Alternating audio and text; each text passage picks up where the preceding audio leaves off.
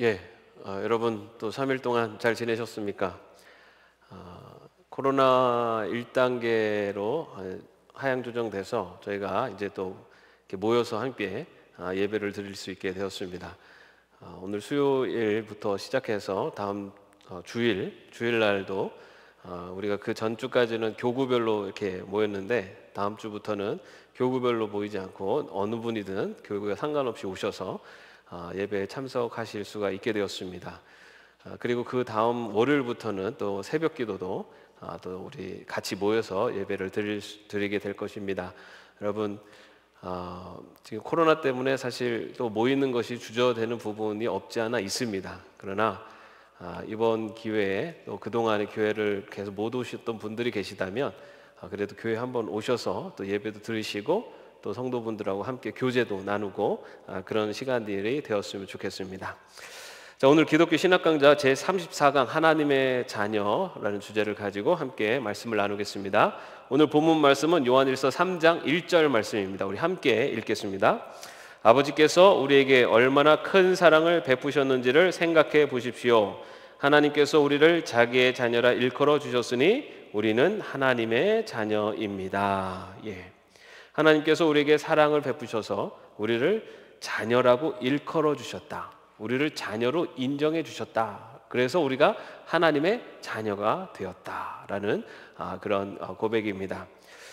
저희가 지금 계속해서 구원에 대해서 이야기를 나누고 있습니다. 구원의 세 가지 측면에 대해서 했는데 첫 번째가 중생이었습니다. 중생은 거듭남이죠. 거듭남.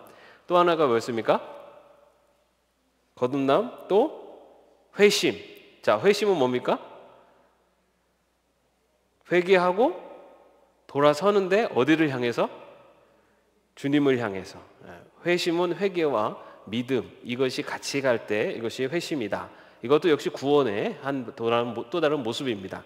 또 하나 우리가 2시간 동안에 갖춰서 말씀을 나눴던 뭐가 있습니까? 칭의. 칭의가 뭡니까? 의롭다고 여겨주시는 거죠. 의롭다고 여겨주시는 거. 예.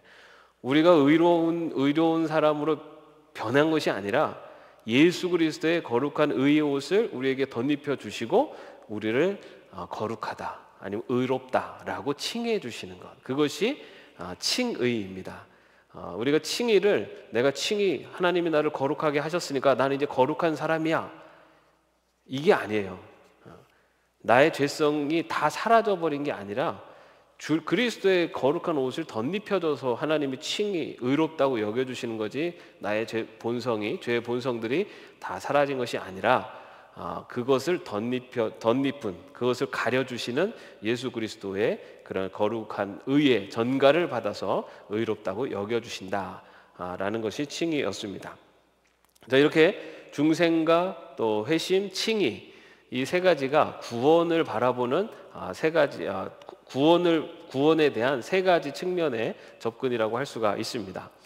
자, 이렇게 구원을 받은 구원이 가져오는 이런 구원을 통해서 가져오게 되는 그런 변화들이 있는데요.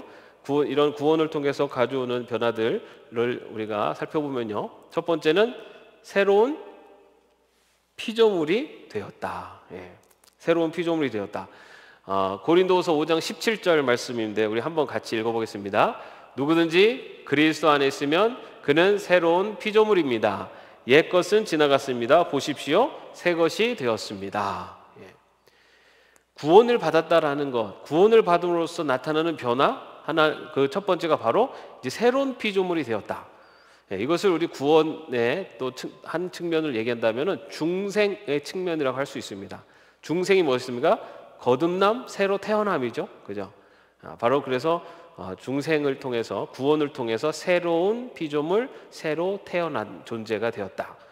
그래서 새로운 피조물이라는 의미는 이제는 죄의 종이었고 죄의 아들이었는데 이제는 거듭남으로써 누구의 아들이 되었습니까? 하나님의 아들이 되었다는 거죠. 완전히 새로운 존재가 되었다라는 것입니다. 그리고 이제 또 한 가지 죄인에서 어떤 사람이 되었습니까? 의로운 자가 되었다. 예. 자, 요 말씀은 또 로마서 3장 26절 말씀입니다. 오늘 말씀은 성경 본문이 많습니다, 여러분. 제가 얘기하는 게 아니라 성경에 기록되어 있습니다. 그 여러분들에게 제가 이게 말씀을 전하면서 성경을 근거해서 말씀을 계속 드리겠습니다. 그냥 제가 여러분은 이제 하나님의 자녀가 되었습니다 이런 선포 차원이 아니라 성경에서 그렇게 증명하고 있어요. 그렇게 선포하고 있어요. 그래서 성경을 근거로 해서 말씀을 계속 드리겠습니다. 자, 로마서 3장 26절 같이 한번 읽어보겠습니다. 예수를 믿는 사람은 누구나 의롭다고 하신다. 자, 여러분, 구원의 어떤 측면을 얘기하고 있습니까? 의롭다고 하신다? 칭의, 그죠? 네. 우리를 의롭다고 여겨주셔서 우리가 의로운 자가 된 겁니다. 네. 우리를 의롭다고 여겨주셔서 우리가 의로운 자가 되었다. 네. 자, 그 다음에 세 번째, 하나님이 우리 안에 거하시는 거룩한 자가 되었다. 예. 자, 하나님이 어디에 계신다고요? 우리 안에. 자, 여러분 기억하시겠죠? 하나님이 우리 안에 거하시는 것을 뭐라고 한다고 그랬죠? 하나님이 우리 안에 거하시는 것. 자, 우리 여러분 하나님 하면은 우리 기독교가 고백하는 하나님은 어떤 하나님이죠? 삼위일체 하나님이죠, 그죠? 성부, 성자, 성령 하나님. 자, 그런데 우리 안에 임재하시는 하나님은 어떤 하나님이죠? 성령 하나님. 성령 하나님이 우리 안에 임재하신다. 이거를 뭐라고 한다고요? 성령 세례입니다. 여러분, 성령 세례를 이렇게 불 받아라 이게 성령 세례가 아니에요. 성령 세례는 성령 하나님이 우리에게 임재하시는 거예요. 자, 그런데 성령 하나님이 우리에게 언제 임재하십니까? 우리에게 임재하실 때 나타나는 결과물이 뭐죠? 예수님을 믿는 믿음이 생기는 거죠. 성령 하나님이 우리에게 임재하셔서 우리에게 예수 그리스도를 믿는 믿음을 주실 때만이 우리가 예수님을 믿을 수가 있어요. 그래서 내가 예수님을 믿는다라는 말은 내 안에 성령님이 임재하셨다. 다른 말로는 하나님이 임재하셨다. 그러면 하나님이 내 안에 임재하셨어요. 내 안에 계세요. 그러면 나는 어떤 존재가 됩니까? 거룩한 존재가 되죠. 왜 그렇습니까? 내가 거룩해서가 아니라 내 안에 누가 계시니까? 거룩하신 하나님이 계시기 때문에, 성령님이 계시기 때문에 내가 거룩한 존재가 돼요. 자, 그것을 고린도서 3장 17절 같이 한번 읽어보겠습니다. 하나님의 성전은 거룩합니다. 여러분은 하나님의 성전입니다. 자, 여러분, 우리가 이 말씀을, 이 고백을 정말 내가 고백한다면 내 몸을 내 마음대로 할 수 없어요. 왜 그렇습니까? 이제는 내 몸에 누가 계시니까? 하나님이 임재하셨기 때문에. 성령님이 지금 내 안에 계세요. 믿으십니까? 네. 여러분, 성령님 지금 내 안에 계세요. 성령님이 계시다는 것은 성부 하나님, 성자 하나님, 성령 하나님이 계시다는 거예요. 내 안에 하나님이 계시고 예수님이 계시고 성령님이 계셔요. 그래서 내가 거룩한 존재가 되는 겁니다. 자, 그럼 여러분이 계신 곳이, 여러분이 있는 곳이 바로 하나님이 임재한 거룩한 곳이에요. 그럼 여러분 어떻게 살아야 됩니까? 거룩한 자로 살아야죠. 그죠? 그뿐만 아니라 내 안에 성령님이 계시고 하나님이 계신 자가 가는 곳은 거룩한 곳이 되어야 돼요. 자, 그래서 이렇게 구원으로 인해서 나타나는 어떤 그 변화, 그것이 바로 새로운 피조물이 되고, 그리고 의로운 자가 되었고 거룩한 자가 되었다라는 것입니다. 여러분, 하나님의 성전은 거룩합니다. 그죠? 그래서 그리고 우리가 하나님의 성전이라고 하는데요. 여러분, 우리가 이 교회를 뭐라고 얘기하죠? 교회를 우리가 성전이라고 얘기하잖아요. 그죠? 성전. 교회가 왜 성전입니까? 우리 교회가 이렇게 교회 건물을 예쁘고 멋지게 잘 졌으니까 여기가 굉장히 거룩한 곳이 되는 겁니까? 아니면 여기 십자가가 있으니까 여기가 거룩한 곳이 되는 겁니까? 이곳이 거룩한 이유는 하나님이 임재한 거룩한 하나님의 백성들이, 자녀들이 이곳에 있기 때문에 거룩한 거예요. 지금 여러분들이 여기에 계시기 때문에 이곳이 거룩한 장소가 되는 겁니다. 왜 그렇습니까? 지금 하나님이 여러분 안에 계시잖아요. 하나님이 지금 이곳에 계신 거예요. 그래서 이곳이 거룩한 거예요.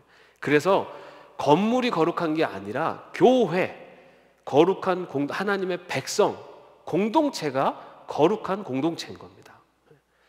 여기 있는 우리가 저기 삼선중학교 마당에 가서 같이 모여 있으면요, 그곳이 거룩한 공동체, 교회입니다. 그곳이 거룩한 곳이 돼요. 왜 그렇습니까? 성령이 임재한, 하나님이 임재한 백성들이 모여 있기 때문에.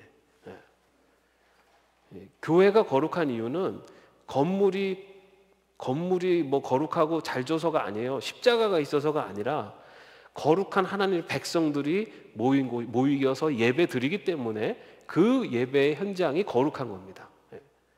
여러분 생각해 보세요. 멀쩡한 건물들도, 교회 십자가 세워놓고 있던 건물들도 누가 그 다른 용도로 쓰면은 거기 오히려 다른 종교가 들어오기도 합니다. 미국에는 교회 건물들을 이슬람들이 잘 사요. 그래서 자기네들 그 회당으로다가 쓰고 막 그래요. 교회가 거룩한 이유는 거룩한 하나님의 백성, 다시 말해 하나님이 임재한 하나님의 백성들이 공동체이기 때문에 교회가 거룩한 겁니다. 여러분들이 계시기 때문에 교회가 거룩한 거예요. 그렇기 때문에 여러분들이 가시는 어느 곳도 하나님이 임재하신 곳이고 그곳이 거룩한 곳으로 변화될 수 있도록 그런 삶을 살아내는 것이 우리 하나님의 백성들에게 주어진 또 삶의 사명이에요. 자, 이렇게 해서 다양한 변화들이 있는데요, 그 중에 가장 큰 변화라고 할 수 있는 것이 바로 신분의 변화입니다. 신분의 변화. 자, 신분의 변화는 무엇인가? 마귀의 자녀에서 누구의 자녀로? 하나님의 자녀로. 자, 아니 하나님의 자녀로까지는 좋은데 마귀의 자녀였습니까? 제가 언제? 그죠? 자, 한번 보겠습니다. 자, 죄를 지었을 때 일어나는 일은 무엇인가? 에베소서 2장 2절에서 3절 같이 한번 읽어보겠습니다. 그때 여러분은 허물과 죄 가운데에서 이 세상의 풍조를 따라 살고 공중의 권세를 잡은 통치자 곧 지금 불순종의 자식들 가운데서 작용하는 영을 따라 살았습니다. 우리도 모두 전에는 그들 가운데서 육신의 정욕대로 살고 육신과 마음이 원하는 대로 행했으며 나머지 사람들과 마찬가지로 날 때부터 진노의 자식이었습니다. 날 때부터 진노의 자식이었다. 다시 말해서 진노, 심판받을 자의 자식, 사단의 죄의 마귀의 자녀였다. 여러분, 우리 성경은 하나님이 이 세상을 창조하신 이후에 인간이 범죄함으로 죄가 들어오게 되고 인간은 그 죄의 구속에 매여서 사는 존재가 되었습니다. 그래서 하나님을 떠난 죄의 존재, 마귀의 자녀로 살게 되었어요. 그것이 인류의 원죄고 그 원죄는 지금도 여전히 모든 인류에게 적용되고 있어요. 그래서 우리가 뭐 성선설, 성악설 이야기하지만 기독교적인 관점으로는 지금의 인간은 성악설입니다. 뭐냐면 우리는 태어날 때부터 진노의 자식, 죄의 자식으로 태어난다는 거예요. 그래서 죄를 지을 수밖에 없는 존재로 태어나는 겁니다. 그런데 하나님께서 하나님의 은혜로 하나님의 자녀를 선택하셔서 우리가 거듭나고 하나님의 백성이 되면 그때 우리의 신분이 이제는 죄의 자녀가 아니라 하나님을 예수 그리스도의 믿음을 통해서 누구의 자녀가 되었습니까? 하나님의 자녀로 우리의 신분이 바뀌는 겁니다. 구원을 통해서 나타나는 가장 큰 변화는 이제 우리가 죄의 자녀가 아니라 하나님의 자녀로 바뀌었다는 것. 이것이 구원을 통해 나타나는 가장 큰 신분의 변화라고 할 수가 있습니다. 자, 그렇게 죄의 자녀, 진노의 자식이었는데 하나님을 믿을 때 어떤 일이 일어나고 나냐면 하나님께서 우리를 마귀의 자녀와 노예 상태에서 해방시켜 주십니다. 죄에 묶여 있었던 우리를 이제는 해방시켜 주신다고요. 자, 로마서 6장 17절 18절 말씀 또 같이 읽어보겠습니다. 여러분이 전에는 죄의 종이었으나 이제 여러분은 전에 받은 교훈의 본의 마음으로부터 순종함으로써 죄에서 해방을 받아서 의의 종이 된 것입니다. 죄의 종이었는데 하나님을 믿음으로, 예수 그리스도를 믿고 하나님을 믿음으로써 이제는 죄의 종이 아니라 하나님의 종, 하나님의 자녀, 의의 종이 되었다. 다시 말해서 거룩한 하나님의 자녀로가 되었다라고, 이게 죄에서 해방이 일어난다는 겁니다. 자, 그런데 하나님께서는 그렇게 해방을 시킬 뿐만 아니라 하나님의 자녀로 삼아 주셨다. 갈라디아서 4장 4절 7절 말씀 또 같이 읽어보겠습니다. 그러나 기한이 찼을 때에 하나님께서는 자기 아들을 보내셔서 여자에게서 나게 하시고 또한 율법 아래에 놓이게 하셨습니다. 그것은 율법 아래에 있는 사람들을 속량하시고 우리로 하여금 자녀의 자격을 얻게 하시려는 것이었습니다. 하나님께서 우리를 죄에서 해방시키기 위해서, 율법 아래에 있는 사람들을 속량하시기 위해서 예수 그리스도가 이 땅에 오셨죠. 그래서 그 예수 그리스도를 믿음으로 말미암아서 죄로부터 해방을 받고 그냥 죄에서부터 풀려나는 것뿐만 아니라 하나님께서는 그와 동시에 우리를 하나님의 자녀로서의 자격을 얻게 하신다는 거예요. 그래서 우리의 신분이 구원과 더불어 이제 죄의 자녀가 아니라 하나님의 자녀로 변화됐다는 겁니다. 그것이 우리가 구원으로 나타난 신분의 변화, 가장 큰 변화입니다. 그럼 우리는 누구의 자녀입니까? 하나님의 자녀입니다. 하나님의 자녀. 누가 뭐래도 하나님의 자녀예요. 내가 예수님을 믿고 예수님 백성이 되어서 내가 때로는 내 믿음이 좀 흔들릴 때도 있고 때로는 좀 방황할 때도 있어요. 어쩔 때는 나 같은 사람이 어떻게 예수님 믿는다고 얘기할 수 있을까라고 하면서 막 좀 부끄러운 모습도 있을 수 있어요. 그러나 하나님의 은혜로 구원받은 하나님의 백성은 이제는 하나님의 자녀로 새로 태어난 거예요. 여러분, 자녀들 중에는 어떤 자녀는 아주 건강한 자녀도 있지만 아픈 자녀도 있어요. 성장이 느린 자녀도 있고, 그죠? 그렇다고 성장이 느리다고 해서 그 자녀가 이제 내 자녀가 아닙니까? 아니잖아요. 성장이 늦어도 이제 내 자녀면은 내 자녀로 태어났으면 내 자녀예요. 내 자식이라고요. 때로는 사고 쳐도 부모 마음은 어떻습니까? 그래도 내 자녀잖아요. 그래도 품고 가잖아요. 우리 하나님은요, 부모보다 더한 분이에요. 내가 정말 부끄럽고 못된 정말 큰 실수를 버려도 그래도 품어주시는 분이에요. 왜냐하면 하나님의 자녀이기 때문에. 그래서 품어주세요. 그렇다고 막 계속 막 멋대로 살면 안 되겠죠. 이따가도 보시겠지만 하나님은 또 품을 뿐만 아니라 또 자녀가 잘못되는 걸 또 그냥 안 보세요. 이따가 또 살펴보겠습니다. 자, 그래서 우리를 해방시킬 뿐만 아니라 우리를 하나님의 자녀로 삼아주신 거죠. 그것이 구원을 통해서 나타난 가장 큰 신분의 변화, 하나님의 자녀가 되는 것입니다. 그러므로 하나님의 자녀가 되었다는 것은 큰 사랑, 은혜를 입었다는 것을 의미합니다. 내가 하나님의 자녀가 되었다는 것은 큰 사랑을 입었다. 자, 어떤 사랑일까요? 자신의 독생자를 우리를 대신해서 죽게 한 사랑. 하나님께서 우리를 자녀로 우리를 삼아주시기 위해서 그냥 하나님께서 넌 내 자녀 땡 이게 아니었어요. 하나님 우리를 당신의 자녀로 삼아주시기 위해서 자신에게 하나밖에 없는 독생자를 버리셨어요. 죽게 내버려 두셨다고요. 그리고 우리를 구원하신 거죠. 우리를 자녀로 선택해 주신 거예요. 여러분, 내가 하나님의 자녀가 된 것은 그냥 된 게 아니에요. 값싼 은혜가 아니라는 겁니다. 예수 그리스도의 생명과 맞바꾼 거예요. 그렇게 하나님께서 우리를 사랑하셨다고요. 저는 그런 생각이 들어요. 하나님께서 예수님보다 나를 더 사랑하셨다. 하나님께서 예수님보다 나를 더 사랑하셨다. 그렇게 우리를 사랑하신다고요. 자, 이거는 또 우리가 잘 아는 요한복음 3장 16절 말씀. 하나님께서 세상을 이처럼 사랑하셔서 외아들을 주셨으니 이는 그를 믿는 사람마다 멸망하지 않고 영생을 얻게 하려는 것입니다. 이처럼 사랑하셔서 하나님께서 정말 사랑하셔서 외아들을 주셨, 그 외아들을 포기하실 만큼 우리를 사랑하셨다는 거죠. 자, 그렇다면 이렇게 하나님의 자녀가 되었습니다. 그럼 하나님의 자녀에게 에게 주어지는 특권이 있습니다. 특권. 그게 뭐가 있을까요? 첫 번째, 하나님과 친근한 관계가 되었다.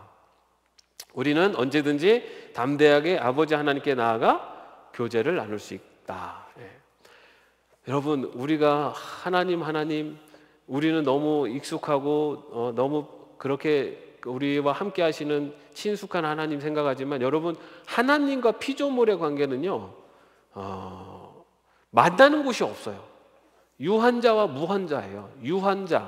유한한 우리들과 무한한 하나님은요 사실은 만날 수 있는 곳이 없어요.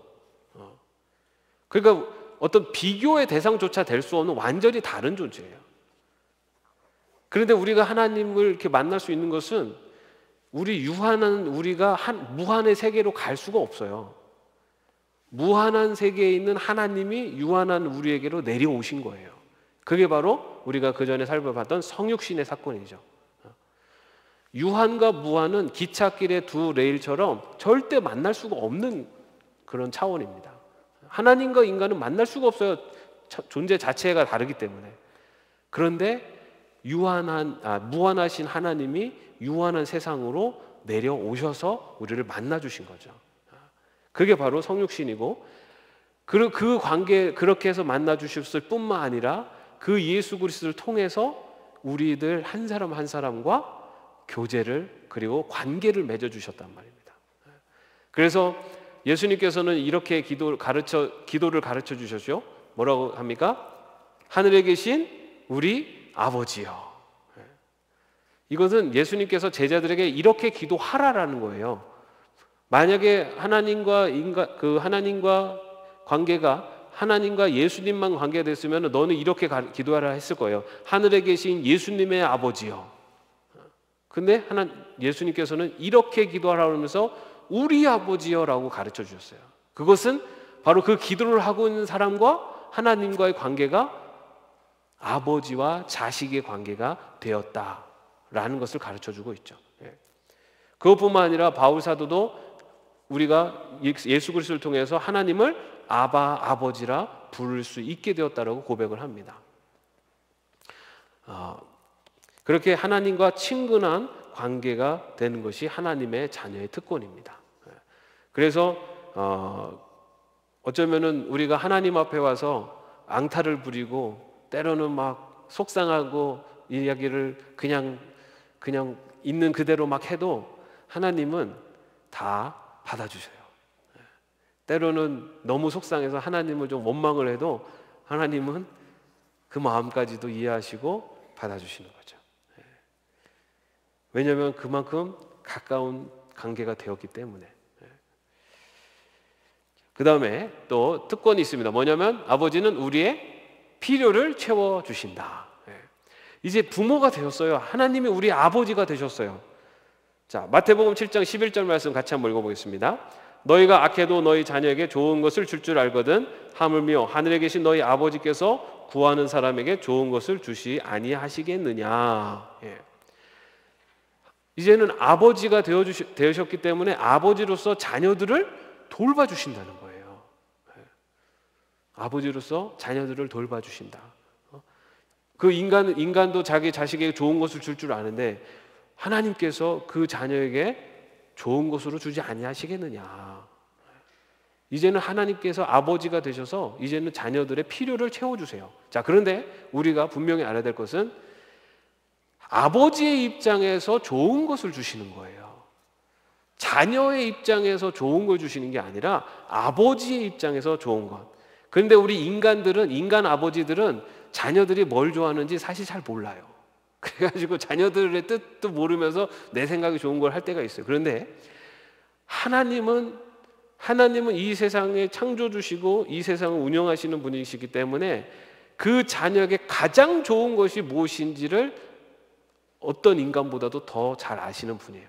우리가 이해하지 못해도, 내가 생각할 때는 이게 나한테 좋은 게 아닌데 라고 할지 몰라도 하나님은 하나님의 계획 속에서 이것이 이 가장 좋은 것이라고 주신단 말이에요. 그래서 하나님이 주시는 것과 내가 바라는 것이 똑같을 수가 없습니다. 똑같을 때도 있어요. 그러나 똑같지 않을 때가 오히려 더 많습니다. 왜냐하면 우리는 우리 자녀들을 보십시오. 자기에게 좋은 거를 요청하잖아요. 기본적으로 우리도 우리한테 좋은 거, 나를 중심으로 생각해서 나한테 이득되는 것을 요청하지, 내가 손해보고 나를 막 희생하고 헌신하고 이런 걸 요청 안 합니다. 대부분. 하나님은 그 요청하는 것의 그 마음을 아세요. 본심을 아시고 어떤 것이 가장 좋은 것인지를 아십니다. 그래서 하나님은 지금 우리가 요구하는 것을 들어주는 것이 좋을지, 또 그것을 지금이 아니라 나중에 주는 것이 좋을지, 아니면 그것을 주지 않는 것이 더 나을지 우리보다 더 잘 아시는 분이시다. 그렇습니다, 여러분. 우리가 보통 기도응답이라고 하면은 뭔가 딱 목표를 정해놓고 그거를 기도를 해가지고 그게 되면은 기도응답이다 이렇게 하잖아요, 그죠? 여러분, 하나님은 하나님의 자녀들이 드리는 기도에 100% 응답해 주십니다. 100% 응답해 주세요. 그것이 좀 더딜 수도 있고 아니면은 덜 할 수도 있고, 아니면은 내가 깨닫지를 못해서 못 보는 거지, 하나님은요, 하나님의 자녀들의 기도에 100% 응답해 주세요. 내가 생각하고 있는 기준으로 보기 때문에 하나님이 응답해 주셨다 안 해 주셨다라고 내가 생각하는 거지, 하나님은 오늘 하나님이 우리를 자녀 삼기 위해서 어떤 희생을 치르셨어요? 자기 독생자의 아들의 목숨을 내놓으셨어요. 그렇게 사랑하시고 그렇게 해서 우리를 자녀 삼아 주셨는데, 하나님이 우리 자녀들의 필요를 외면하실까요? 안 그래요. 다 들어주세요. 그런데 우리가 바라는 기준하고 다르다는 거예요. 지금 이게 나한테 굉장히 좋고 필요한 것 같아도 그것이 하나님 보시기에 이 자녀에게 도움이 되지 않을 때는 그걸로 응답 안 해주십니다. 오히려 반대로 응답해 줄 수도 있어요. 저는 제가 굉장히 하나님이 반대로 응답해 주셔서 감사한 것 중에 하나가, 제가 예전에 사귀던 여자친구랑 헤어지게 해주셔서 너무 감사했어요. 지금 이렇게 좋은 아내를 얻게 해서 감사합니다. 그때만 해도 굉장히 원망스러웠거든요. 아니 왜 내가 뭘 잘못했다고 이렇게 아픔을 주십니까? 막 그랬는데, 지금은 우리가 이해하지 못해도 우리가 정말 믿음의 눈으로 바라보면, 아니면 시간이 흐른 뒤에 믿음의 눈으로 뒤돌아보면, 정말 하나님이 나를 사랑하셨구나, 내 기도에 정말 좋은 것으로 응답해 주셨구나 라고 할 수 있는 것을 깨닫게 됩니다. 그것이 바로 신앙의 성숙이고 신앙의 성찰이에요. 당장 내가 원하는 것을 이루어줘야만 하나님이 내 기도를 들어주신다, 그것은 하나님이 그 기도를 안 들어주시는 게 아니라 내 믿음의 눈이 아직 하나님의 뜻을 바라보지 못하고 있는 거죠. 여러분, 그렇기 때문에 여러분 기도하십시오. 기도해야 돼요. 하나님 다 아시는데 내가 뭐하러 기도합니까? 아니에요. 기도하셔야 돼요. 하나님 앞에 기도해요. 그러나 그 답은 하나님께서, 그 기도에 대한 응답은 분명히 해주십니다. 그런데 내가 원하는 대로 안 될 수도 있어요. 그럼에도 불구하고 하나님은 그 기도에 하나님께서 가장 좋은 것을 응답해 주세요. 그 믿음을 가지고 기도를 하시면 돼요. 그러면 하나님께서 응답해 주시고, 우리의 믿음이, 신앙이 깊어지면 그 응답하는 것들을 우리 일상 속에서도 우리가 발견할 수 있게 될 줄로 믿습니다. 그래서 사실 기도를 통해서 하나님을 변화시키려는 게 아니라 기도를 통해서 내가 변화되는 거예요. 기도를 통해서 하나님께 더 가까이 가면서 내가 변화되어지면서 하나님의 뜻을 발견할 수 있는 그런 신앙의 깊이로 나아가는 것이 기도입니다. 우리가 기도를 하나님 앞에 막 생떼 부리는 그것도 필요해요. 그게 필요 없다는 거 아니에요. 그러나 기도의 깊이는 깊어질수록 하나님을 변화시키려고 노력하는 게 아니라 내가 변화되어지는 것이 기도입니다. 자, 이렇게 하나님께서는 필요를 채워 주십니다. 또한 하나님은 하나님의 자녀들에게 주신 특권은 하나님의 보호와 인도를 받는다. 자식을 사랑하는 모든 아버지들은 자식을 바른 길로 인도하기를 원한다. 우리가 하나님을 신뢰하며 따라간다면 아버지 하나님은 결국 우리를 가장 선한 길로 인도하실 것이다. 가장 선한 길로. 여러분, 그런데 하나님께서 인도하십니다. 자, 그런데 어떤 방법으로 인도하십니까? 하나님이 인도하시는 가장 확실한 방법은 뭐냐면 말씀이에요. 말씀. 하나님의 말씀. 하나님의 말씀대로 살면 그게 하나님이 인도하시는 방향이에요. 그 말씀대로 살면 하나님께서 보호하시고 하나님께서 인도하는 삶을 사는 거예요. 말씀대로 순종하며 살면 하나님이 보호해 주세요. 하나님께서 말씀에 순종하고 하나님의 뜻대로 살면 하나님이 다 지켜주시고 다 물리쳐 주시고 다 해주세요. 성경은 그거를 우리에게 가르치잖아요. 이스라엘 백성들이 하나님 말씀대로 순종하고 그 길대로 살면 하나님이 다 먹이시고 입히시고 재우시고 보호해 주시고 다 해주시는데 꼭 거기서 하나님 뜻대로 안 살고 자기들 원하는 대로 막 살다 보면은 또 어려움 당하고, 그게 이스라엘의 역사 아니었습니까? 근데 여러분, 우리들의 살아가는 삶도 어쩌면 똑같아요.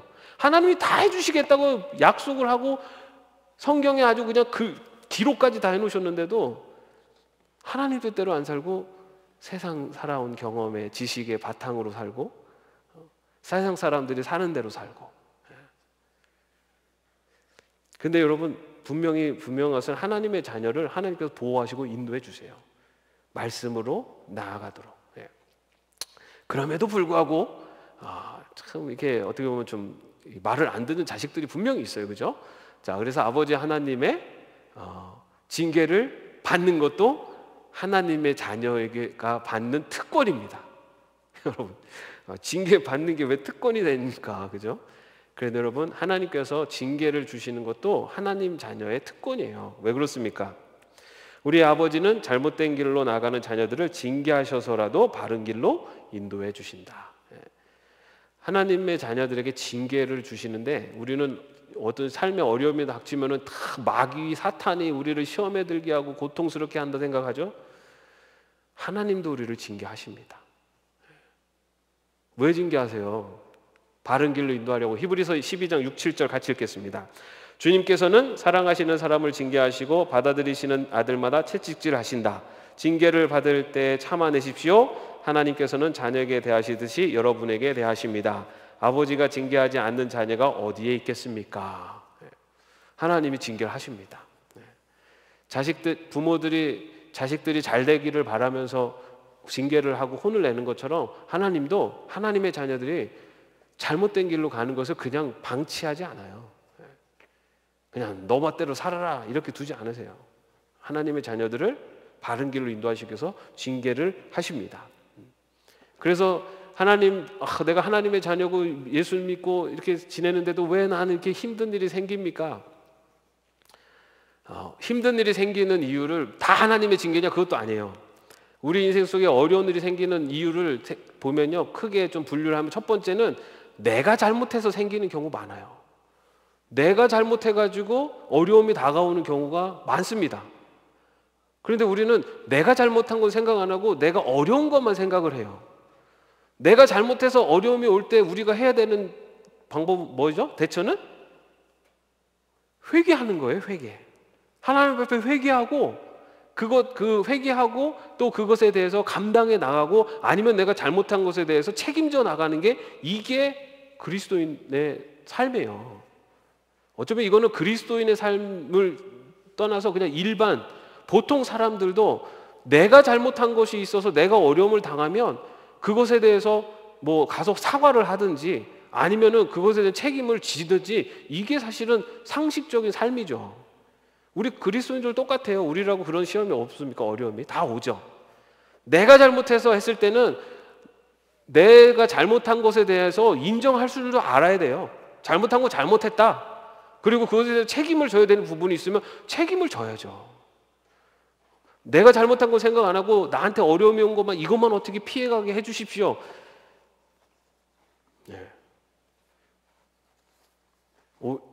그렇게 해서 인생에 어려움이 올 때 있어요. 그럴 때는 그냥 회개하고 하나님 앞에 정말 회개자복하면서 내 잘못을 하나님 앞에 다 고하고 그 다음에 정말 그것에 대해 책임지는 모습으로 살아가는 게 그게 내 잘못으로 인해서 오는 어려움 가운데서 우리가 할 수 있는 방법, 삶의 태도죠. 또 하나는 사단이 주는 시험이 있습니다. 사단이 주는 시험. 사단은 우리를 어떻게든 넘어뜨리려고, 하나님으로부터 멀게 하려고 우리를 사단이 시험을 줍니다. 욥을 시험한 것처럼. 그런데 그 욥을 시험한 사단도 누가 허락을 했죠? 하나님이 허락하셨어요. 하나님이 허락하세요. 하나님이 하나님 백성에게 사단이 시험을 와도요, 그 시험은 하나님이 허락하신 시험이에요. 그 얘기는 무슨 말이냐면은 그 시험을 이길 수 있도록 능력을 주시고 그것을 이겨낼 수 있도록 하나님이 하실 수 있는 분이에요. 그리고 어쩌면은 이미 그 길에서 피할 길을 예비해 두신 거예요. 근데 왜 그걸 시험을 주십니까? 사단을 통해서 왜 시험하도록 할까요? 그것이 그 자녀에게 도움이 되기 때문에. 욥이 그런 어려움이 있었어요. 그런 어려움이 있었지만 그 과정 속에서 그가 연단하여 정금과 같이 되어 나오므로 그가 하나님을 보았습니다라고 하면서 그의 신앙이 하나님이 보시기에 더 성숙한 성장한 신앙인의 모습으로 변화되었어요. 그게 하나님 보시기에는 그에게 더 좋은 하나님의 자녀를 이끄시는 방법이었어요. 그랬기 때문에 사단의 시험도 허락하셨어요. 그런데 분명한 것은요, 사단은 시험을 할 수 있지만 절대로 하나님의 자녀를 이렇게 파멸시킬 수 없습니다. 하나님이 그거는 허락 안 하세요. 하나님이 마귀들이 시험할 수는 있지만 하나님의 자녀를 파멸시키는 것은 하나님이 허락을 안 하십니다. 왜냐하면 하나님의 자녀이기 때문에. 그렇기 때문에 하나님의 자녀들이 사단의 시험에 올 때 물리칠 수 있어요. 누구의 이름으로? 예수 그리스도의 이름으로. 예수 그리스도의 이름으로 우리는 사단의 시험을 물리칠 수 있는 힘이 있어요. 근데 그거를 그 믿음이 약해서 사단의 시험 오고 막 넘어오면은 거기에 그냥 막 넘어갈 때가 많아요. 사단의 시험은 우리가 이겨낼 수 있어요. 물리칠 수 있습니다. 사단의 시험이 갑자기 몸이 아프게 하고 그럴 수도 있어요. 그죠? 인생에 어려움이 착용할 수도 있고. 그런데 그 사단의 시험은 그 어떤 아주 직접적인 결과물로서 우리를 어렵게도 하지만 대부분은 우리에게 어떤 그 악한 길로 우리를 인도해서 그 악한 길로 우리가 걷도록 해서 거기에서 어려움이 오도록 이제 그런 식으로 많이 인간들을 현혹합니다. 그렇기 때문에 우리는 그런 악한 생각들, 하나님의 뜻이 아닌 어떤 길로 자꾸만 가려고 하는 내 본성들이 나타날 때 우리 이겨낼 수 있다니까요. 주님 도와주십시오. 주님, 이 악한 생각들, 나를 하나님의 뜻이 아닌 다른 길로 인도하려고 하는 이런 마음의 유혹들을 이겨낼 수 있도록 해주십시오라고 하면 그 사단의 생각들과 그런 유혹들은 순식간에 사라집니다. 순식간에 사라진다고요. 우리가 그거를 그냥 내 힘으로 이러면 안 돼, 이러면 안 돼 이렇게 하면서 갈 때는 넘어갈 수 있어요. 근데 그런 악한 생각들이 올 때는 예수 그리스도의 이름을 붙잡고 예수 그리스도의 이름을 의지해서 이겨낼 수 있습니다. 예수님이 사단을 이기셨잖아요. 그리고 하나님은 하나님의 자녀를 사단이 마음대로 막 하도록 못해요. 그 자녀가 예수님의 이름으로 사단과 대적을 해버리면은 그 사단은 그냥 물러가요. 내 머릿속에 아니면 내가 어떤 판단을 할 때 자꾸만 갈등이 생기면 한번 주님 도와주십시오. 예수님, 나쁜 생각, 하나님의 뜻대로 가지 않으려는 생각, 예수 그리스도의 나사렛 예수 그리스도 이름으로 물러갈지어다 한번 해보십시오. 그리고 나서도 자꾸만 막 이렇게 갈등이 생기면 더 기도하십시오. 네. 여러분, 사단은 우리가 물리칠 수 있어요.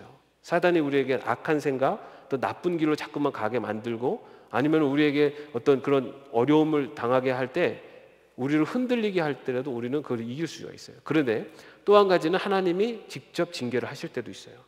하나님의 자녀를 올바른 길로 인도하시기 위해서. 자, 그다음 또 한 가지 하나님의 자녀에게 주시는 특권은 하나님의 집에서 새로운 가족을 얻고 새로운 공동체에 속하게 된다. 자, 이게 뭡니까? 교회죠, 교회. 믿음의 공동체, 새로운 가족. 하나님의 자녀가 된 사람들은 영적인 가족 관계를 맺게 된다. 히브리서 2장 11절 말씀을 같이 한번 읽어보겠습니다. 거룩하게 하시는 분과 거룩하게 되는 사람들은 모두 한 분이신 아버지께 속합니다. 그러하므로 예수께서는 그들을 형제 자매라고 부르시기를 부끄러워하지 않으셨습니다. 하나님 아버지를 한 분으로 모시고 있기 때문에 아버지 한 분 한 아버지의 자녀들이기 때문에 다 형제들이에요. 우리 여기 있는 우리 모두가 다 형제 자매입니다. 그리스도 안에서 형제 자매이기 때문에 그래서 어떤 또 책임이 주어집니까? 그러므로 우리는 그리스도 안에 있는 형제 자매를 사랑하고 서로 돌보고 책임지고 서로 짐을 져주면서 가족됨을 누려야 한다. 제가 그 아들 넷을 키우면서 가장 좀 기분이 좋을 때가 언제냐면 형제들끼리 서로 도와주고 서로 이렇게 배려해주고 이제 그런 거 보면 참 마음이 좋더라고요. 우리 하나님도 마찬가지 아니겠습니까? 여기는 우리 다 형제 자매들이잖아요. 서로. 그죠? 아버지가 볼 때 형제 자매들이 서로 사랑하고 돌보고 아끼고 하나님이 얼마나 기분 좋으시겠어요. 그죠? 누군가를 우리가 형제 자매들 간에 서로 사랑하고 화목하며 지내는 것을 하나님이 가장 기뻐하실 겁니다. 가장 어떻게 보면 힘들어 하시는 것 중에 하나는 형제 자매 간에 서로 불화하고 싸우고 갈등하고 서로 욕하고 이런 거를 보면은 이 부모 입장에서 그 자식들을 본다고 생각해 보세요. 어떻겠습니까? 우리 하나님이 그런 모습을 보시면 어떻겠어요? 절대 그런 모습을 보이지 않았으면 좋겠습니다. 우리 예담교회 우리 믿음의 가족들은 하나님이 보시고 아이고 너무 예담교회 우리 이 형제 자매들 내 자식들을 보면은 막 마음이 뿌듯해지는 그런 믿음의 공동체가 되었으면 좋겠습니다. 자 그리고 또 하나의 특권이 있습니다. 시간이 좀 지났습니다. 죄송합니다. 가장 큰 특권은 아직 오지 않았다. 아직 오지 않았다.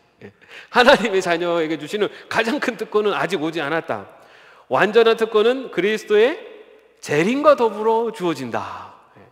하나님의 자녀가 되는 가장 큰 특징, 가장 큰 특권 뭡니까? 하나님 나라를 들어가요. 하나님 나라. 자, 그런데 우리 지금 계속 주일 말씀 드리는 것처럼 하나님 나라는 이미 우리 안에 시작되었지만 완성된 하나님 나라는 예수 그리스도의 재림과 더불어 임합니다. 그죠? 하나님의 자녀에게 주시는 특권은 하나님 나라를 유업으로 주셨다는 거예요. 유업. 그래서 우리는 하나님 나라를 유업으로 받은 백성이에요.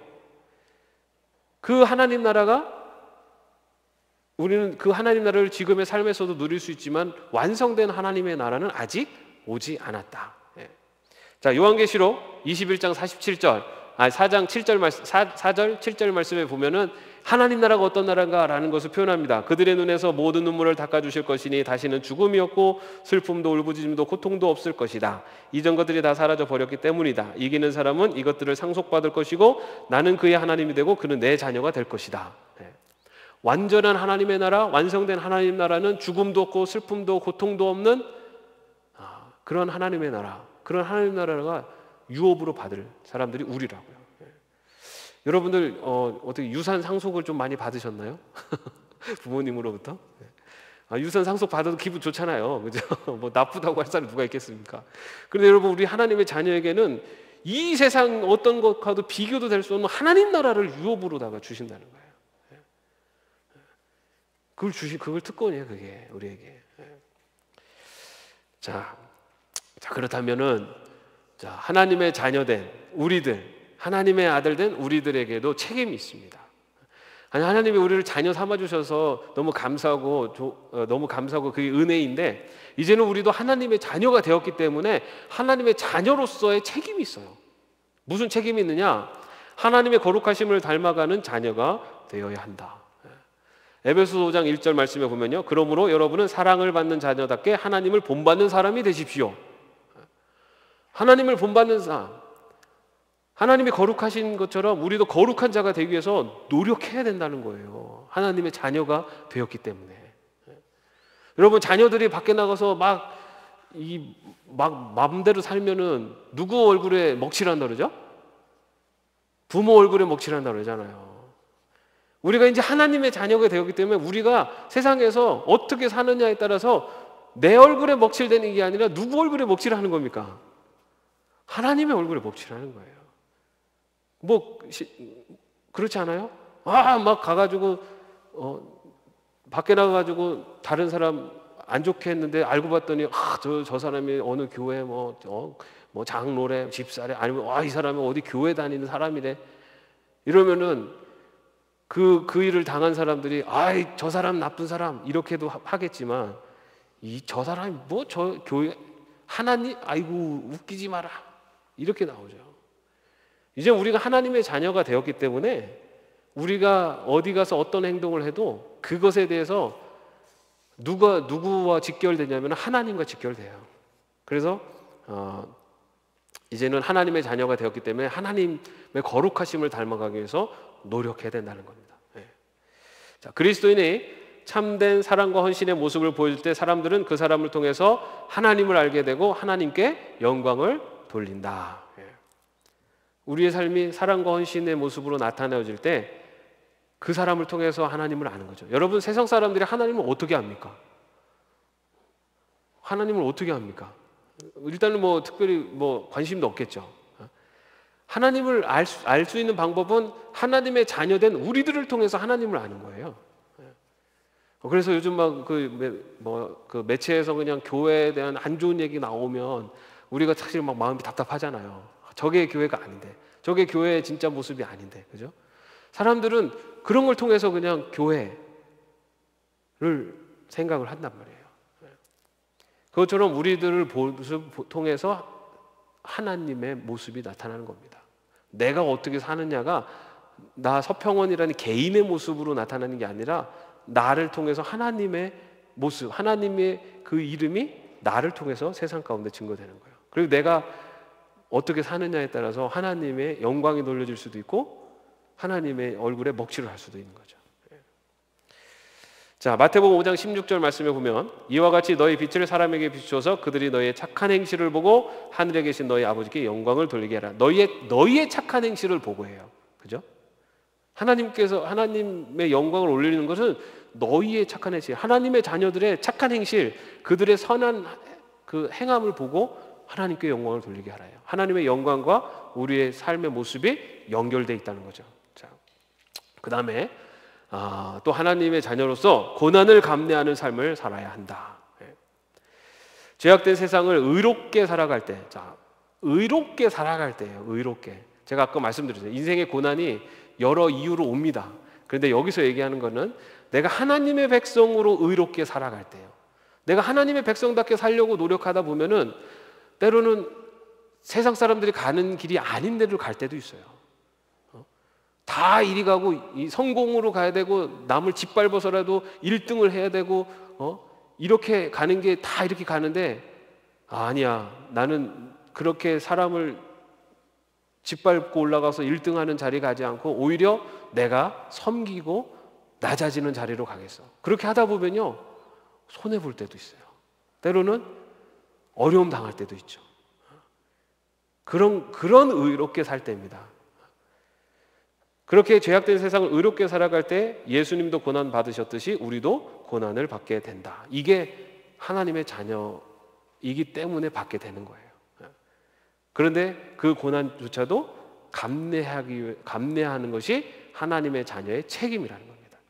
자, 베드로전서 2장 21절, 바로 이것을 위하여 여러분은 부르심을 받았습니다. 그리스도께서는 여러분을 위하여 고난을 당하심으로써 여러분이 자기의 발자취를 따르게 하시려고 여러분에게 본을 남겨 놓으셨습니다. 자기의 발자취를 따르게 하려고. 여러분, 예수님이 걸어가신 발자취는 어떤 길이었죠? 넓고 큰 길이었습니까?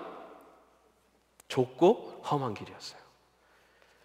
예수님을 따르는 하나님의 자녀들이 걸어야 되는 길, 의롭게 살기 위해서 좁고 험한 길까지도 감당하면서 가는 그것이 하나님의 자녀에게 주어진 책임이라는 거예요.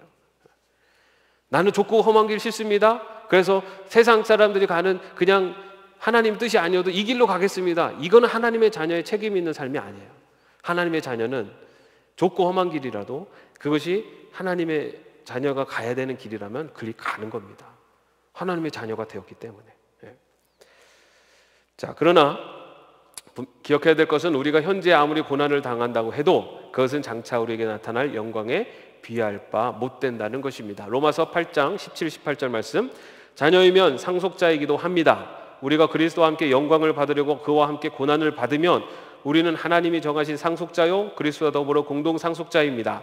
현재 우리가 겪는 고난은 장차 우리에게 나타날 영광에 견주면 아무것도 아니라고 나는 생각합니다. 장차 우리에게 나타날 영광, 그 장차 우리에게 나타날 가장 근원적인 가장 큰 영광은 하나님의 나라입니다. 하나님의 나라, 완전한 하나님의 나라는 우리에게 임할 가장 근원적인 큰 영광이죠. 그러나 우리의 삶 속에서도 또 우리의 인생 속에서도 나타날 때가 있어요. 하나님의 말씀대로 살려고 하다가 어려움이 옴에도 불구하고 그 고난을 감내하면서 나갈 때 우리의 삶 속에서 하나님이 또 거기에 합당한 결실을 주시고 또 그 결실을 통해서 하나님 은혜를 더 깨닫게 하시고 그런 영광을 우리에게도 주신다는 겁니다. 지금 당장 나타나지 않더라도 하나님께서 우리에게 주시는 영광에 비하면 지금의 이 고난을 분명히 이겨낼 수 있다, 이겨내야 한다라고 말씀을 하시는 겁니다. 자, 마지막입니다. 고난은 역설적으로 우리가 하나님의 자녀라는 것을 증거해 주는 것이며 하나님 나라에서 큰 영광을 상속받게 된다는 것을 보증해 주는 것이다. 여러분, 우리가 하나님의 자녀가 되었다라고 하면은 하나님께서 모든 일을 형통케 하시고 다 잘되게 해주시고 이게 하나님의 자녀, 하나님이 좋은 걸 주신다고 그랬으니까 그게 하나님의 자녀에게 주신 특권 같지만 분명 하나님께서 보호하시고 지켜주신다고 약속을 하셨어요. 그러나 우리 하나님의 자녀에게 주시는 우리 하나님의 자녀로서 우리가 걸어가는 이 길에서 우리들이 해야 되는 일은 바로 우리에게 인생에 다가오는 고난 속에서도 그 고난 속에서도 그 고난을 인내하면서 하나님의 자녀답게 살려고 거룩한 백성으로 살려고 노력하는 삶을 사는 것, 이것이 하나님의 자녀에게 주어지는 책임이라는 겁니다. 여러분,